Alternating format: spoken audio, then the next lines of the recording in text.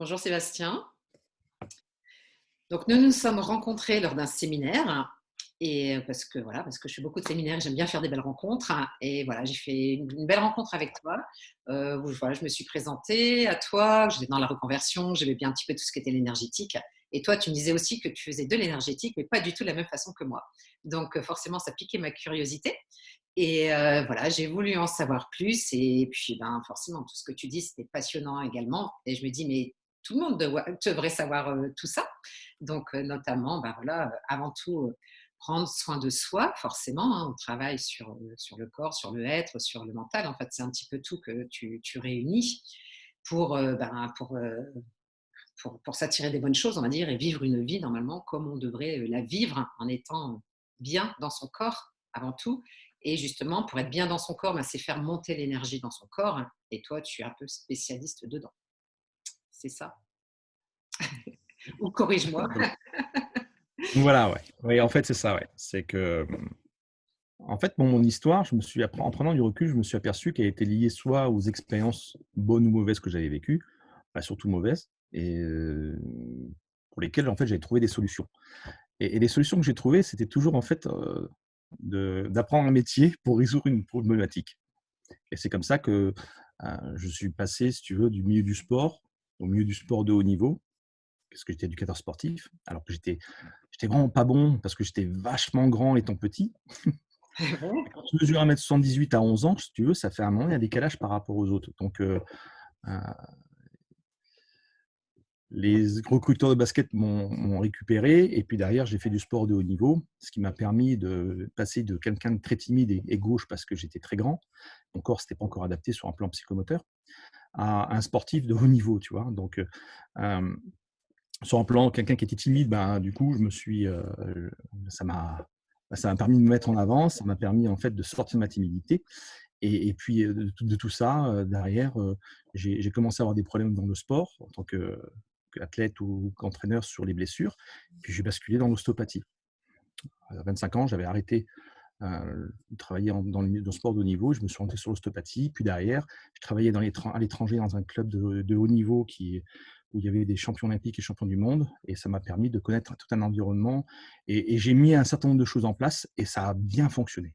On a eu la chance d'être champion d'Espagne avec eux et derrière, ben, j'ai continué sur l'acupuncture, sur l'entraînement mental, soit pour résoudre des problèmes que j'avais eus dans ma vie personnelle, parce que j'ai fait pas toujours des bonnes rencontres non plus personnellement, et, c'est comme ça que je suis arrivé, si tu veux, à un moment donné, à vouloir comprendre comment fonctionne un individu, mais sur les différents, sur ces différents piliers. Donc, et ben, au bout d'une vingtaine d'années, si tu veux, j'avais pas fait le tour, mais j'avais, par l'ostéopathie et, heu, et le sport, donc compris ce que c'était que la physiologie et le physique, l'anatomie, l'acupuncture, l'énergétique, et puis, à côté de ça, l'entraînement mental, comment en fait on fonctionnait et comment en fait on perdait de l'énergie et de la vitalité dans tout ce qu'on faisait. Parce que c'est quelque chose que je faisais beaucoup. Le fait de beaucoup cogiter, le fait d'être quelqu'un d'assez émotif ou d'assez passionné, c'est dans ces moments-là où tu peux perdre beaucoup d'énergie.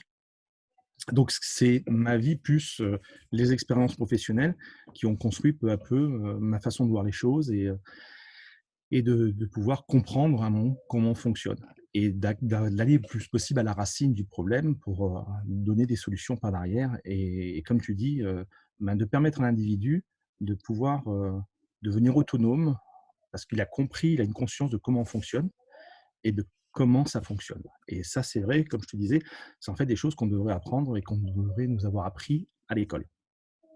Il y a plein de choses que je découvre depuis quelques années et on devrait sortir du bac effectivement avec plein de bagages. Et ça en fait partie un des essentiels. C'est notre pilier en fait. Voilà. Et c'est vrai qu'il faut comprendre que c'est un tout. C'est pas seulement un corps physique, c'est aussi le corps mental et c'est allier les deux. Et c'est là que toi, tu sais bien justement intervenir pour bien justement faire marcher les deux ensemble en fait. Voilà. Après, je me suis, tu vois, rendu compte qu'au cabinet, finalement, je donnais beaucoup de conseils en plus de mes séances et parce que ça répondait plus à la demande, enfin pas à la demande, parce que ça répondait pas à la demande, mais ça répondait plus, si tu veux, à la problématique de fond que la problématique de pourquoi il venait. Tu peux avoir un problème de dos, mais à un moment donné, c'est plus que ton as plein de dos, quoi. Donc c'est toi qui es plus centré par rapport à ta vie, par rapport à, en fait, à ce que tu fais et qui fait que derrière, ça somatise. Et donc, je donnais en fait des tips, je donnais en fait des conseils aux gens et avec le temps, bah, je me suis aperçu que tous ces conseils avaient une très grande valeur. Et donc, je sors et je suis sorti peu à peu du cabinet pour pouvoir proposer mes services aux chefs d'entreprise et aux entrepreneurs et en leur permettant de structurer leur journée avec des routines où ils vont prendre de plus en plus attention à eux, sur la respiration, sur la méditation, sur la gestion du temps, sur la gestion du repos, sur le fonctionnement, tu vois, la mise en mouvement, pas faire n'importe quoi, sur l'environnement, voilà, sur un certain nombre de choses. Et derrière, ça leur permet d'avoir une compréhension, une connaissance de comment on fonctionne sur un plan énergétique, parce qu'à un moment donné, il y a des lois. Physiologiquement, on a tous la même physiologie de base, parce Oui. qu'on est tous partie de l'espèce humaine. Après, ce qui nous différencie, c'est qu'on est tous des individus différents. Donc, c'est la partie du feuillage, tu veux. Moi, je travaille beaucoup sur les racines de l'arbre, le tronc. Puis après, il y a le feuillage qui nous différencie en tant qu'individu. Mais la base, pour nous, elle est toute la même.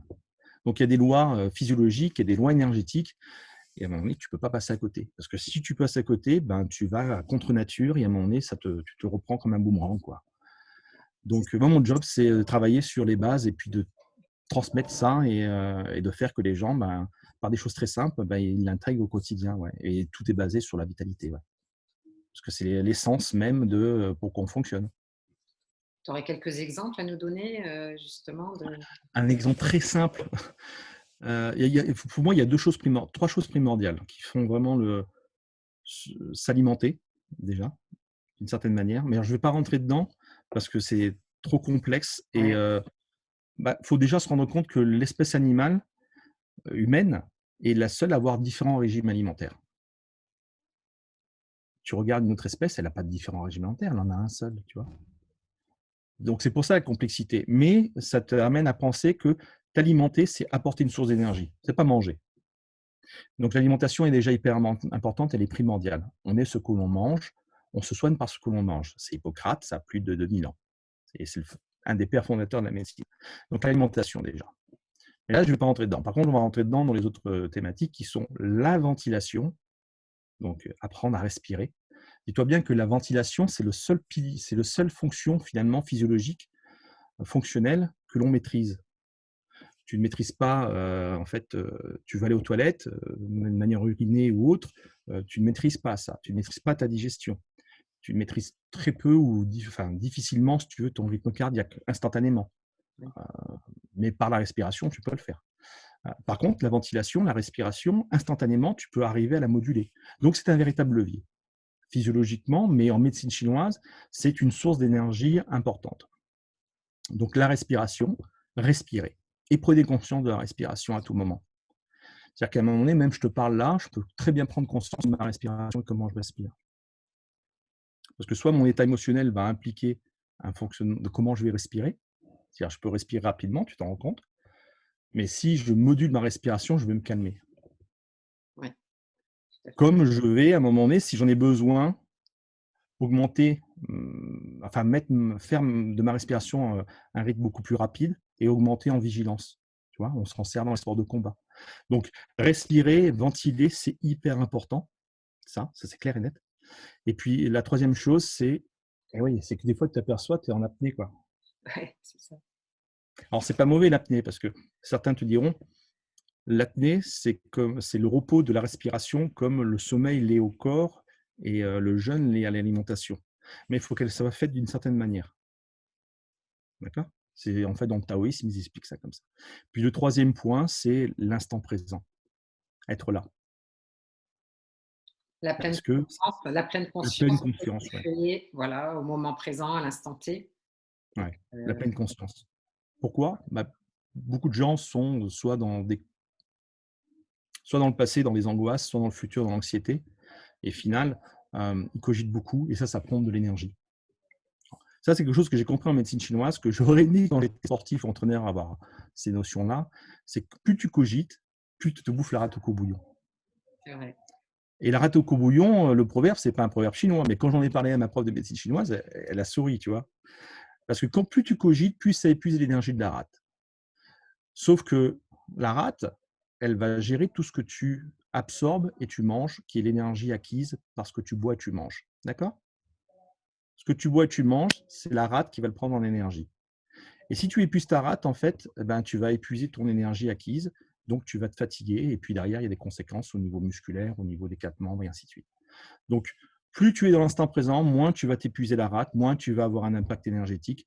Et en science, au niveau de neurosciences, on t'explique aussi des phénomènes qui sont hyper importants. Plus tu es dans l'instant présent, plus tu vas booster en fait ton cerveau. Et plus tu vas donner une malléabilité, une capacité à différents niveaux qui sont vraiment incroyables. Et ces deux choses-là, c'est gratuit. Oui. C'est toi seul Un, qui maîtrise ça, c'est tout. ben voilà, il faut simplement en fait qu'on nous explique comment on fonctionne et derrière avoir des outils, des stratégies pour les mettre en place. Parce que suivant ce que tu veux faire, ben, tu as un process qui est différent. Tout à fait. Mais la base, c'est ces trois trucs. Déjà, si tu t'intéresses à ça, que tu mets de l'énergie dedans à comprendre et à faire les choses, après, voilà, c'est comme tout, hein. C'est qu'il faut le mettre en place et t'entraîner, t'entraîner, t'entraîner. Et progressivement, peu à peu, ben, les effets vont arriver. Et puis, ce sont des gros effets, avec des gros leviers. Ouais. C'est voilà, de l'application mise en pratique. Ça prend pas beaucoup de temps ni d'énergie, hein. C'est juste en fait de prendre conscience de ça. Et puis c'est tout. Tu manges, et ben, tu manges différemment, tu regardes les choses différemment. C'est vrai que au lieu de te projeter dans le futur, dans un truc que tu sais pas et que tu vas angoisser de l'avenir que tu sais pas, que bah, ça sert à rien parce qu'on sait pas.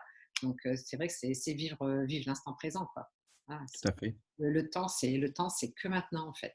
Donc Et puis, en fait, tu crées ton futur à partir de l'instant.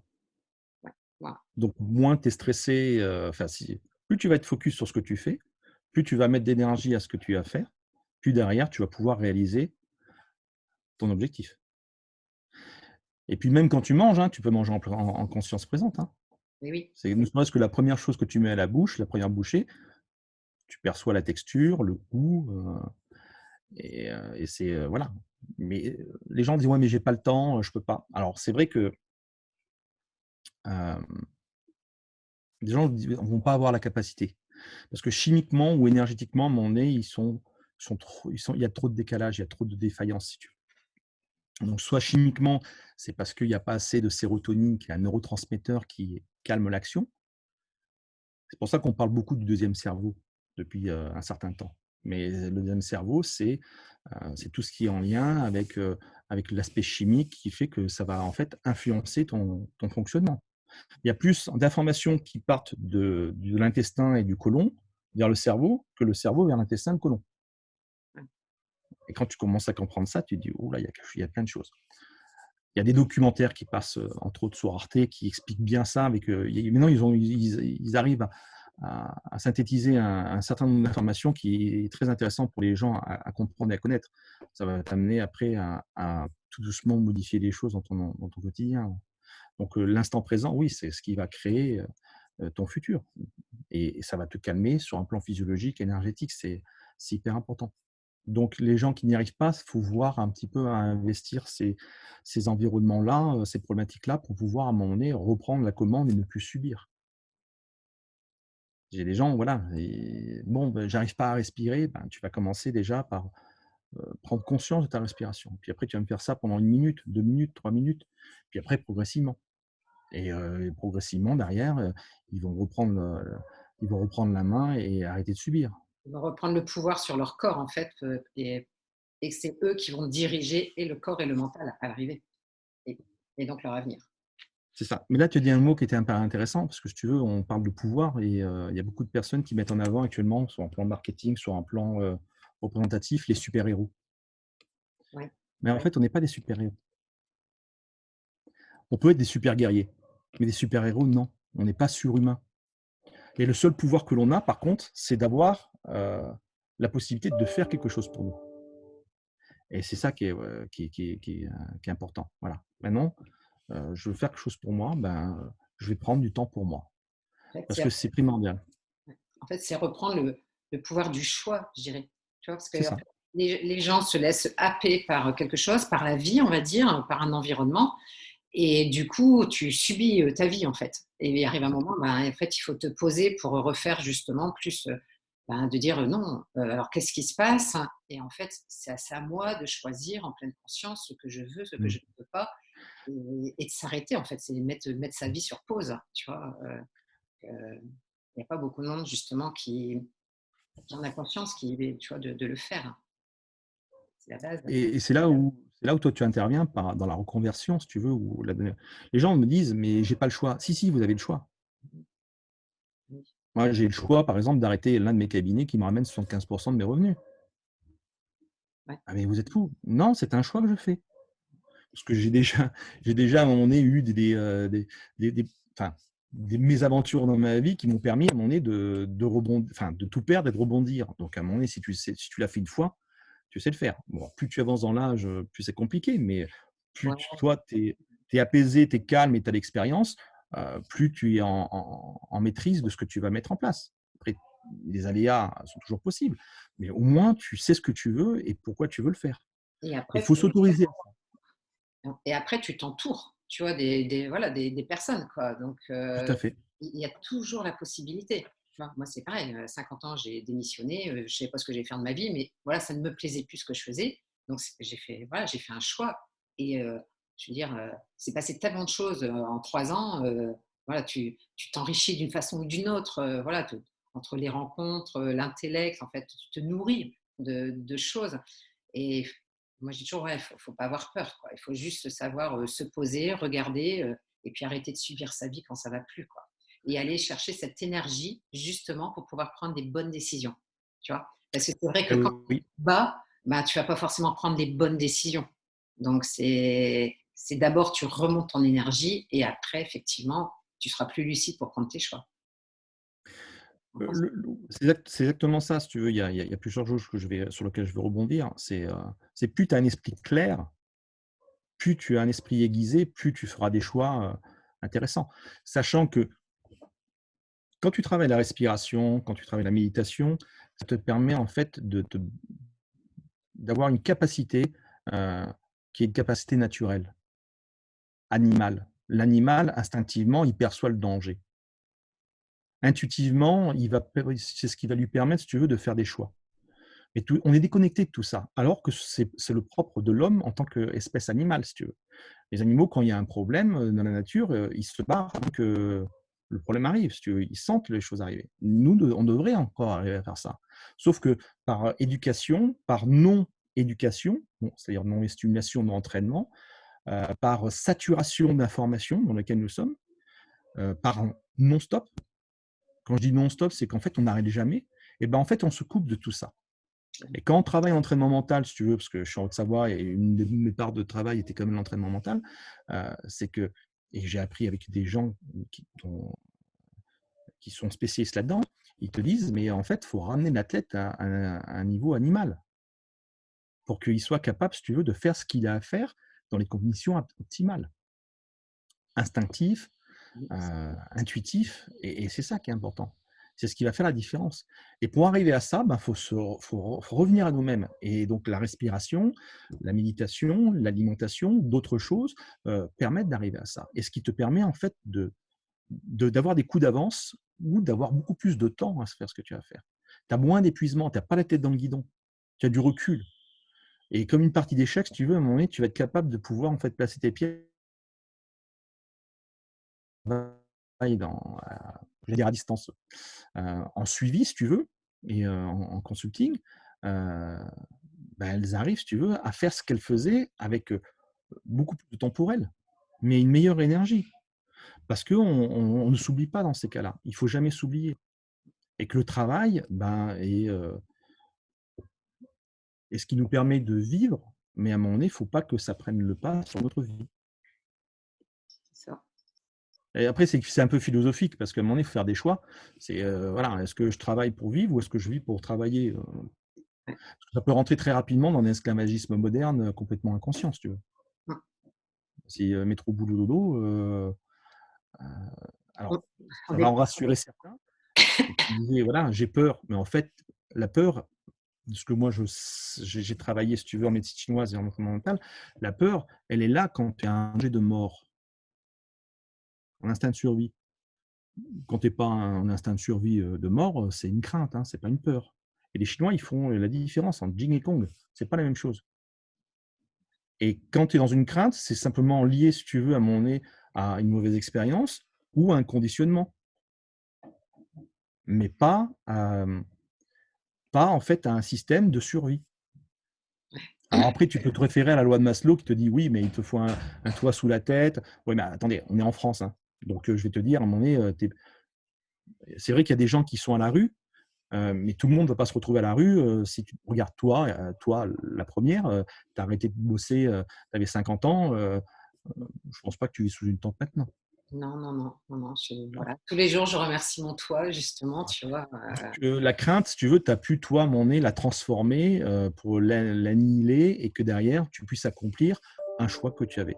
Voilà, c'est ça. Et l'énergie, ben, la vitalité, moi, ce que j'amène aux gens, c'est la possibilité de le faire en leur donnant un maximum de vitalité et d'énergie dans tout ce qu'ils ont à faire, en les recentrant et en leur expliquant les lois de la physiologie, les lois de l'énergétique par rapport au taoïsme et à ce qui existe depuis plus de 2500 ans en médecine chinoise.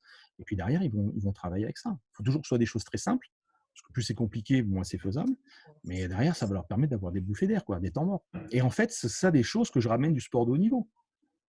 En sport de niveau, tu n'es jamais à courir comme un malade tout le temps. Bon, à part si tu fais un sport d'endurance, tel le marathon. Mais le reste du temps, et encore ceux qui s'entraînent en marathon, des fois, ils le font en fractionné, tu vois, donc ils ne sont pas tout le temps en train de courir. Mais tu as des temps morts stratégiques, des mi-temps, voilà. Une partie de tennis sur terre battue d'une heure, en fait, tu n'as que 17 minutes de temps effectif. Donc, ils ne sont pas tous en train de courir tout le temps. Donc, toi, c'est un exemple. Et ce qui veut dire que ça, on peut l'appliquer dans notre quotidien. Pour être performant, pour être bien, bah, il faut s'octroyer des pauses parce que tu as un jour et une nuit, tu as un été, un hiver, tu as toujours un contraste. Tu as des cycles. Il faut les respecter. Sauf que nous, on ne respecte plus rien. Non, Oh, allez. hop, on est happé. Voilà. On est happé. Et c'est pernicieux, c'est avec le temps, c'est structurel. Alors, il faut tout le temps travailler, travailler. Et pourquoi au final du travail? Pour remplir quoi? Et c'est c'est là où je cherche, tu vois, mon nez, où est le problème? Et tu vas rapporter des clés, des solutions à ça. C'est tout à fait en philosophie avec tout, voilà, mon pourquoi d'aujourd'hui, pourquoi je suis là, tu vois, c'est parce que, ouais, moi je prends conscience de chaque journée qui passe, que c'est du temps précieux et que eh ben, il faut le vivre en fait et non pas le subir. Et voilà, donc c'est bien que les gens puissent, en fait, qu'on puisse sensibiliser les personnes, tu vois, à se recentrer sur ça, quoi, sur, Ouais, c'est ça, c'est de l'éducatif en fait, hein, c'est de la. bah ouais, tout simplement, hein, tout Et simplement. ce qui est très dommage, c'est que ça ne nous soit pas transmis dès la petite enfance. Ouais, bah ouais. Parce qu'à un moment donné, t'expliquer que respirer est quelque chose d'important, que de simplement te poser et regarder quelque chose en toute sérénité, que de t'activer, mais d'une certaine manière, parce que c'est ce qui va faire circuler l'énergie est nécessaire, pas forcément de courir comme un dératé, tu vois, après quelque chose. Non, c'est pour toi que tu fais les choses, avant toute chose. Derrière, ton métier va simplement venir, toi, te permettre de t'exprimer ou de t'épanouir. Ouais, t'épanouir, voilà. Mais il y a des gens qui ne s'épanouissent. Enfin, est-ce qu'on a vraiment besoin du travail pour s'épanouir? Non, non. Tu vois? Oh, Moi, la question que je me pose, c'est à un moment donné, l'individu tel qu'il est, tu pourrais le sortir de son contexte de travail, il doit exister, il doit pouvoir exister. Et si tu le mets dans un autre environnement, il doit pouvoir en fait s'exprimer aussi. c'est Tu vois, ça. il n'est pas son travail, quoi. Ouais. Et j'arrivais à un point où il disait, mais moi, je ne suis pas ostéopathe. Je pratique l'ostéopathie. Parce que c'était grosso modo, je suis ostéopathe. Donc toute ma vie, je dois être ostéopathe. Bah, non, c'est plus ce que je fais actuellement. Par contre, l'ostéopathie me permet de comprendre le fonctionnement du corps. Mais voilà, c'est ramener le clocher au plein milieu du village, comme on dit. Mais non, et c'est super important. Et on a une légère tendance à toujours s'oublier. Et même moi, hein, moi, le premier, je ne suis pas à l'abri de tout ça, hein. Et Ben, je peux le vivre encore à certains moments, hein. oui, mais de temps en temps, tu as encore une prise de conscience qui va te dire attention, c'est un petit voyant, toi, qui s'allume et qui va dire stop, quoi. Tu vois, ne pas dépasser les limites, stop là. Ouais, c'est sûr, c'est ça, ouais, c'est ça. Parce que je rencontre beaucoup de gens, tu vois, qui sont limite, qui sont en surmenage ou limite burn-out, quoi. Et il y a longtemps de ça, on disait le mal de dos et le mal du siècle. Non, non, le mal de dos a mené le burn-out. Ce sont les premiers symptômes du burn-out, en fait. C'était les premiers symptômes, ouais. C'était vraiment que les gens étaient en train de décompenser déjà depuis un certain temps. Les gens disent: «Ouais, mais le burn-out, ça n'existe pas, c'est pas possible, c'est que c'est la maladie des faibles». Alors, moi, je côtoie ou j'ai côtoyé, si tu veux, par des masterminds, de très gros entrepreneurs qui faisaient de très gros chiffres. Bah, je peux te dire, il y en a certains, ils ont fait des burn-out, hein, et ils avaient 25, entre 25 et 30 ans, hein. Et merci de l'honnêteté qu'ils ont eue, si tu veux, de m'en parler ou de me le dire, mais personne n'est à l'abri, absolument personne. Parce qu'on est dans des cadences et des fonctionnements qui sont au-delà du naturel. On imagine Et comme toujours, on imagine toujours qu'on va arriver justement à faire face. Alors, moi j'avoue, hein, je travaille beaucoup aussi. Et voilà, le corps il suit, la tête ça suit et tout. Donc on dit c'est bon, c'est bon. Mais j'ai conscience effectivement même qu'autour de moi, bah, il y en a que ben, ça dérape, ça part en burn-out et tu te dis qu'effectivement, à tout moment, ouais, il faut pas franchir en fait de la ligne jaune. C'est vrai que ton Mmh. cerveau, il s'adapte, mais il arrive un moment où on pousse le bouchon trop loin en fait et ça va pas quoi. Donc ouais, c'est vraiment, c'est penser à soi en fait, avant tout et qu'effectivement que, ben, le boulot, on est obligé, voilà, effectivement de rentrer de l'argent pour manger, pour avoir un toit et cetera, mais c'est pas la finalité de la vie, quoi. Voilà et moi Et c'est puis ça t'empêche pas de faire même professionnellement. Parce mmh, qu'il y a c'est simplement c'est faire différemment. C'est-à-dire que tu peux mettre en place des stratégies, des outils basés sur la respiration, basés sur la gestion du temps, basés voilà, sur un certain nombre de choses qui vont te permettre même de performer plus, si tu veux. Mais, c'est parce que c'est comme ça qu'on fait dans le sport, à un moment. Mais les gens n'ont pas la structure ou n'ont pas la connaissance de ça. Donc, ils font comme ils peuvent. Voilà, donc ils se livrent à corps perdu dans leur mission parce que quand tu es entrepreneur, en plus, c'est ton bébé mmh, et que voilà, tu peux y passer des heures, sans t'arrêter. À un moment, tu peux très bien commencer sur un projet et pas t'arrêter, même pas manger si tu veux. mmh, Sauf que tu t'épuises dans le temps. ouais, Alors qu'en faisant différemment, tu vas pas t'épuiser, tu vas te préserver et ça va pas t'empêcher de faire ton projet. Ça te permettra de le faire et tu le feras avec une autre qualité, et peut-être avec beaucoup plus de subtilité parce que tu auras l'esprit beaucoup plus clairvoyant, en beaucoup plus, plus en posé, tu plus. vois? Et c'est comme ça, voilà, ça arriver à prendre du recul, si tu veux, être dans la zone de flow où les choses se ralentissent parce que tu es dans la maîtrise et que sur un plan cognitif, sur un plan intellectuel et puis physique, derrière, tu surfes sur la vague, quoi. C'est quand tu glisses, tu vois, sur une piste de ski, les cars, ils agrippent pas, quoi. Tu flottes. Ouais, ouais, Donc et ça, c'est possible. Sauf qu'on ne le perçoit pas ou on ne le sait pas.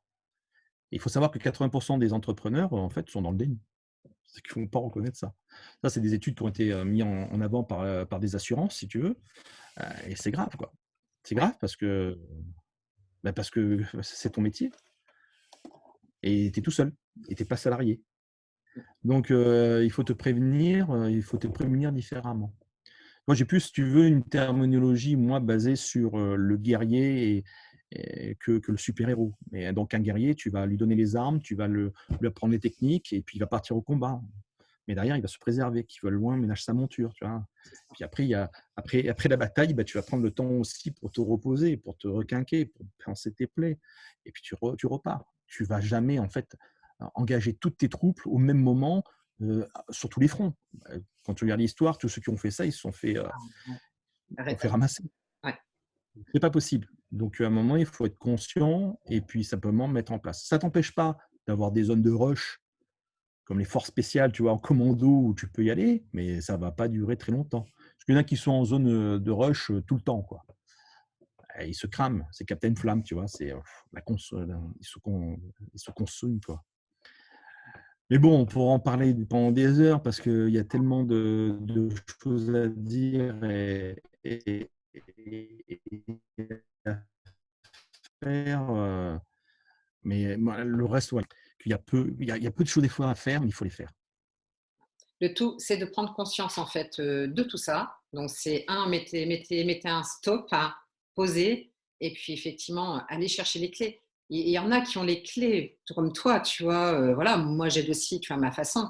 Mais voilà, c'est ne pas oublier que son corps, c'est son moteur. Et en fait, son moteur, eh ben, il faut bien l'alimenter. Et s'il n'est pas bien alimenté énergétiquement, hein, des différentes façons, eh ben, il arrive un moment, il n'avance plus, quoi. Donc, à partir de là, Voilà.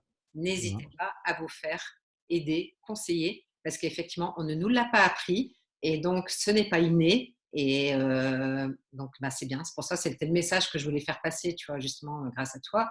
C'était voilà, aller chercher les clés, les ressources, en fait, justement pour optimiser tout ce que vous avez, en fait, tout votre potentiel. Voilà, c'est ça, c'est se révéler, quoi. C'est tout à fait ça, ouais, c'est tout à fait ça. Et Parce que la vie est courte, mais tant qu'à faire, vaut mieux bien la vivre et pas la vivre, si tu veux, en brûlant la chandelle par les 2 bouts. C'est pas ça le mais non, bah non. c'est pas ça le principe. C'est la non, la vivre pleinement et totalement, quoi. OK. Ben, merci pour cet échange. Je Voilà. t'en prie. Je mettrai aussi tes coordonnées, voilà, en dessous de la vidéo. Ça, si les gens veulent, continuer la discussion avec toi, c'est voilà, c'est possible. Et puis, ben, merci pour tous ces bons conseils et puis que toutes les personnes qui nous regardent, j'espère que, voilà, on aura mis des petites graines, dans leur petite tête pour, continuer d'avancer sur un beau chemin de vie parce qu'on mérite tous un beau chemin de vie, franchement. Voilà, il suffit juste d'aller chercher et je t'ai perdu.